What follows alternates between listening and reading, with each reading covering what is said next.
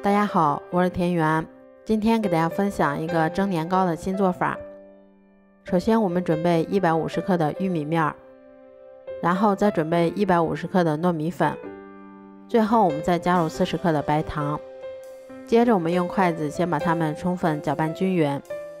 搅匀后我们再少量多次的加入大约190克的开水。接着我们用筷子先把它们搅拌成这种大面絮，然后我们再加入适量的蜜红豆或者葡萄干，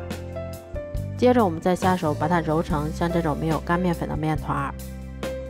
揉好后，我们先用手把它搓成长条，再用刀把它们切成大小均匀的小剂子就可以啦。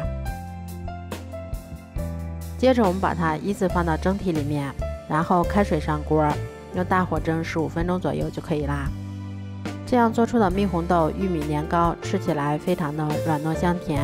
而且还有一股浓浓的玉米和红豆的清香。如果喜欢的话就试试吧，喜欢我的视频就关注我吧，谢谢您的支持。